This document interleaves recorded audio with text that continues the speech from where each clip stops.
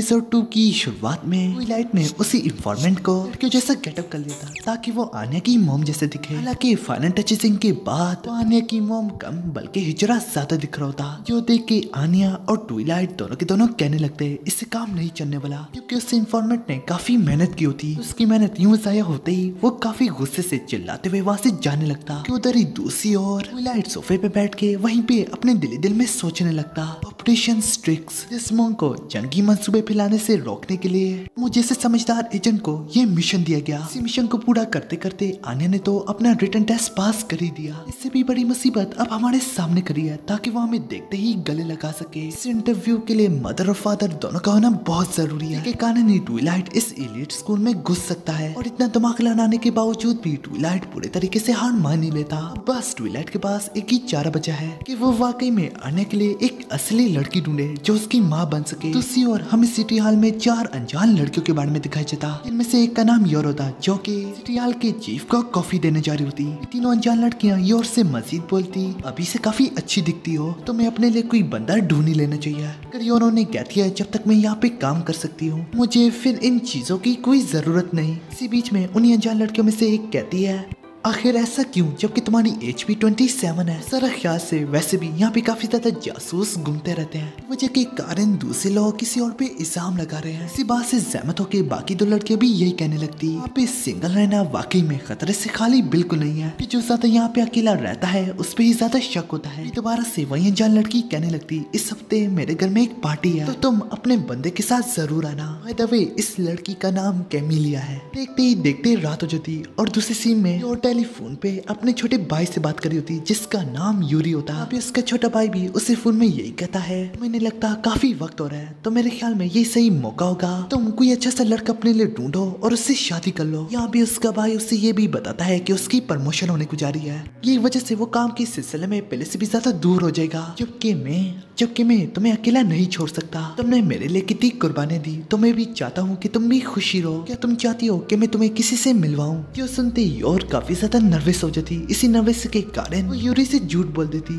और यूरी से कहती है इस हफ्ते उसकी दोस्त ने पार्टी रखी है और वो वहाँ पे अपने बॉयफ्रेंड के साथ ही जाएगी जिसका नाम कमीला है। सुनते यूरी कहने लगता, ओह अच्छा, तो फिर तो मैं डोमिनिक से जरूर पूछूंगा तुम्हारा बॉयफ्रेंड आखिर कैसा लड़का है, तो तब तक मैं अपनी प्रमोशन को रुकाए रखूंगा जब तक मुझे पता नहीं चल जाता। ये कहने की तुरंत बाद ही यूरी फोन को काट देता। इसी वजह से योर अब पहले से भी ज्यादा नर्वस हो जाती। उसके पास कोई और चारा भी नहीं है, वो वाकई में पार्टी से पहले किसी को ढूंढे, वरना उसका छोटा भाई उसे झूठा समझ के दोबारा उस पर कभी भी भरोसा नहीं करेगा। ये सब कुछ अपने दिल में कह रही होती है कि दोबारा से उसका टेलीफोन बजने लगता। शुरू में तो वो अपने छोटे भाई को समझती और उससे कहती उसने जो कुछ भी कहा वो झूठ किया बल्कि मजाक किया, और बाद में उसे पता चलता है वो कोई उसका छोटा भाई नहीं बल्कि कोई और शख्स है। वो जो कोई भी है वो योर को प्रिंसेस बुलाता होता। इसी तरह वो उसे सीक्रेट कोड में कोई मिशन देता है। मिशन के बारे में सुनते योर पहले से भी काफी ज्यादा सीरियस हो जाती। देखते देखते अगले सीन में हमें दिखाया जाता है प्रिंसेस बिल्कुल वहीं पे पहुंच गई होती जिस जगह की उसे लोकेशन दी गई होती। इस रूम के सामने वो कुछ गार्ड्स पाती। इसके चलते ही थ्रोन प्रिंसेस लड़ने के लिए तैयार होती। अपना हथियार निकालते हुए कहती है, मैंने सुना है गद्दार यहीं पे बैठा हुआ है। थ्रोन प्रिंसेस इनके कारण ही दरवाजा तोड़ते हुए सीधा अंदर आती। अंदर जितने भी लोग मौजूद होते उन सबसे कहती है, क्या मैं तुम्हारी जान ले सकती हूँ? इसके कहते ही दूसरी सीन में हमें दिखाया जाता है प्रिंसेस योर ने सबका सफाया कर डाला होता। बस वो अपने खून से भरे हाथों को धो रही होती और दरअसल एक असैसन है, इसी उम्र से जान लेने की ट्रेनिंग करती आ रही है। इसका एम्प्लॉयर इसे जो भी ऑर्डर देता है वो से पूरा करती आ रही है। एक और बार पहले की तरह हमें दोबारा से सीन में उसी इंफॉर्मेंट के बारे में दिखाया जाता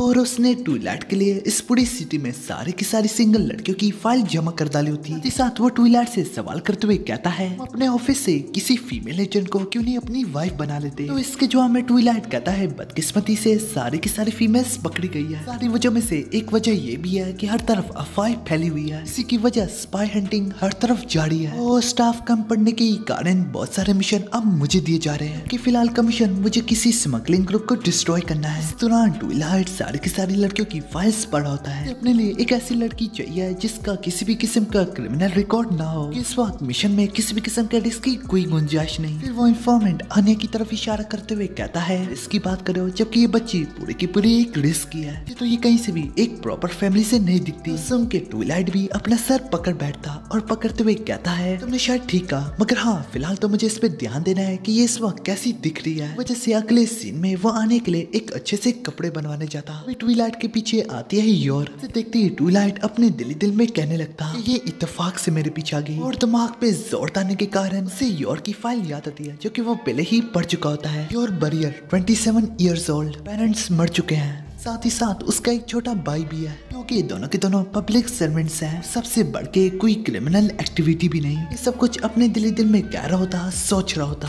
तभी एन मौके पे योर पीछे से कहती है तो मुझे घूरी जा रहे हो। कहती वो काफी हिचकिचाते हुए कहती है क्या इसकी कोई वजह है। सुनते ट्विलाइट काफी चौंक जाता। इस दौरान वो अपने दिल में कह रहा होता आखिर इससे कैसे पता चला, वैसे तो मैं आज तक कभी पकड़ा नहीं गया। ट्विलाइट उससे कहता है बस तो मुझे काफी प्यारी लगी। सुनते योर का मुंह खुला का खुला रह जाता और काफी ज्यादा क्यूरियस होके कहती है कि तुम्हें मैं पसंद आ गई। फिर इससे पहले ट्विलाइट उसे जवाब भी दे पाता। यानी मौके पे आनिया पापा चिल्लाते हुए उसके पास आती। यूं पापा चिल्लाते हुए देख के और अपना फैसला तुरंत से बदल डालती। उसे लग रहा था कि उसकी वाइफ भी होगी। फिर ये बात उसकी वाइफ को मालूम पड़ेगी क्या वो मुझे मारने आएगी, हालांकि मैं उससे पहले ही उसे मार सकती हूँ। इसके चलते योर अपने ख्यालों पे काबू पाते हुए कहती है मैं क्या सोच रही हूँ, अगर इसी तरह मैं सोचती रही जरूर किसी को मालूम पड़ जाएगा कि मैं एक असैसन हूँ। क्योंकि यहाँ पे आनिया अपनी टेलीपैथी के थ्रू उसकी सारी की सारी बातें सुन रही होती। उसे एक स्पाई और असैसन की जोड़ी काफी कूल लगती। और अपने दिल में कह रही होती है उसे पार्टी में इनवाइट करने जा रही थी अपने बॉयफ्रेंड होने के नाते, अगर मैंने ऐसा किया तो एक जंगी मैदान बन जाएगा।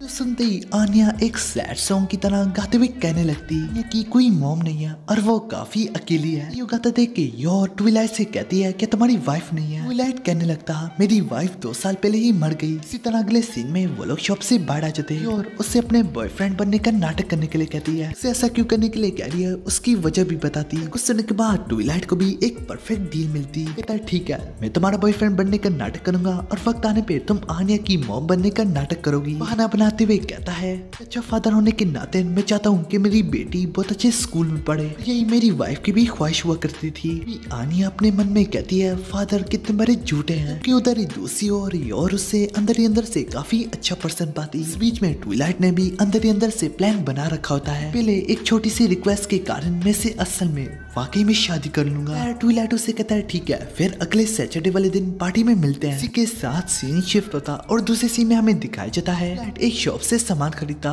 और वही शॉपकीपर उसे एक कॉइन देता। जबकि ट्विलाइट घर जाके उस कॉइन को खोलता है तो उसी कॉइन में से उसे अपने मिशन की इंफॉर्मेशन मिलती। किस्मती से ये मिशन भी सैटरडे वाले दिन ही होता है। दूसरे सीन में हमें दिखाया जाता है ट्विलाइट उसी इंफॉर्मेंट के साथ मिशन की ओर जा रहा होता। साथ ही साथ उसने अपने इंफॉर्मेंट को भी अपने साथ ही लाया होता। उसने पार्टी से पहले ही ये मिशन को कंप्लीट करना है। साथ ही साथ दूसरी ओर हमें योर के बारे में भी दिखाया जाता क्योंकि बेदर्दी से ट्विलाइट का इंतजार करी होती है। जबकि ट्विलाइट खतरनाक से मिशन में अपनी जान देने के लिए भी तैयार बैठा होता। यहीं पे ट्विलाइट लगभग 4 मिनट के अंदर ही अंदर लगभग 40 बंदों को सुला देता। इसी तरह वो लोग एक वैन में बैठ के फरार हो रहे होते क्योंकि उसके इंफॉर्मेंट ने काफी कीमती सामान वहाँ से अपने लिए उठा लिया होता। देख के ट्विलाइट उसमें से सबसे कीमती रिंग को उठा लेता। वो इंफॉर्मेंट उसे सबसे महंगी रिंग ना लेने देता। इस वजह से दोनों के बीच में वैन में ही हाथापाई हो जाती। लेकिन इसी दौरान गाड़ी बेकाबू होते हुए इनके दुश्मनों की गाड़ी से ही टकरा जाती। तो हमें दोबारा से योर के बारे में दिखाया जाता जो कि इतनी ठंड में का इंतजार करते करते सुकड़ने को जा रही होती। अभी उससे लग रहा था कि ट्विलाइट बस उसके साथ एक मजाक ही कर रहा था। साथ ही साथ अपने भाई के कारण जिनके साथ काम करती होती उनके साथ काफी अच्छा रवैया लगती होती। वजह से वो बिना बॉयफ्रेंड के पार्टी अटेंड करने जाती। खाना बनाते हुए कहती है बिजनेस के कारण मेरा बॉयफ्रेंड ना आ पाया। वहीं पे डोमिनिक भी आता क्योंकि इसके छोटे भाई का दोस्त है। इसने योर को इसके बॉयफ्रेंड के बारे में मालूमात देनी है और उससे कहती है कि तुम मेरे भाई को कह दोगे कि मैं एक अच्छे से बंदे के साथ आई थी। तुरंत से कैमली आके कहती है और क्या तुम इतनी बेदर्दी से अपने भाई के सामने अपनी अच्छी इमेज रखना चाहती हो। यहाँ पे हमें ये भी मालूम पड़ता है कि ये इसका ही बॉयफ्रेंड है। कैमलिया मजीद बोलती मैं तुम्हारे भाई से कहूंगी कि तुम अकेली ही आई थी। कुछ समय के बाद योर उसके रवैये से काफी तंग आने लगती। तंग आके वो अपने दिल में कहती है अगर यहाँ पे मैं सारे के सारे बड़े लोगों को मार डालूंगा कोई भी मेरे भाई को कुछ नहीं बताएगा। डोमिनिक योर से माफी मांगता। कैमिलिया को भी वहाँ से ले जाता। वो देखती वहाँ पे मुझे उस सारे के सारे पार्टी में काफी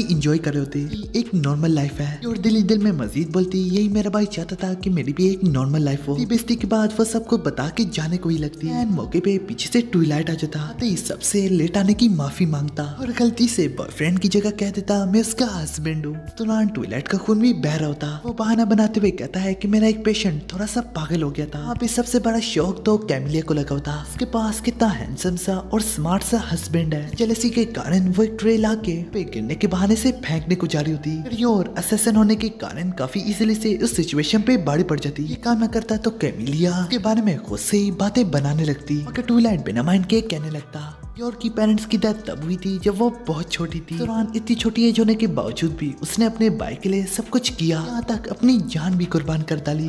किसी और के लिए। कहते हुए ट्विलाइट को बिल्कुल अपना आप ही आता था। योर का तो मुंह खुला का खुला रह जाता। ट्विलाइट मजीद बोलता, इसे तो इस पे फख्र करना चाहिए। दोनों के दोनों वहाँ से चले जाते कि थोड़ा से आगे जाते ही स्मगलिंग का ग्रुप दोबारा से उनका पीछा शुरू कर डालता। इससे ट्विलाइट को ये तो पता चल जाता है सामान वो अपने मिशन के लिए उठा के ले जा रहा है, इसमें ट्रांसमीटर लगा हुआ है। ट्विलाइट थोड़ी सी दूरी इख्तियार करके अपनी वैन को छोड़ देता। जैसे वो ट्विलाइट को ढूंढ रहे होते, ट्विलाइट उन पे छुपके छुपके से हमला किया जा रहा होता। इसी में एक शख्स ट्विलाइट पे भी हमला आवर होने जा रहा होता, लेकिन इसी में और उसे तुरंत से बचा लेती। बहाना बनाते हुए कहती है ये मैंने अपने भाई से सीखा है। फिर ट्विलाइट योर का शुक्रिया भी अदा करता। अब इसी तरह दोनों मिलके काम कर रहे होते। इतने छोटे टाइम में इन दोनों के बीच में एक जबरदस्त किस्म की अंडरस्टैंडिंग होती। योर कहती है क्यों ना हम असल में ही शादी कर ले। इसका एक मेन मकसद ये भी है कि वो अपनी असैसिनेशन को भी कंटिन्यू रख सके। इतने को सुन के ट्विलाइट कहता है नए काम में देर किस चीज की, वो भी शादी के लिए अभी से ही तैयार हो जाते हैं। और लोग आके उनकी तरफ शूट करने लगते। फिर ट्विलाइट ग्रेनेड निकाल के उनकी तरफ फेंक देता। ग्रेनेड की पिंग को एज अ रिंग की तरफ इस्तेमाल करता। यहीं पे हमारी एपिसोड खत्म हो जाती।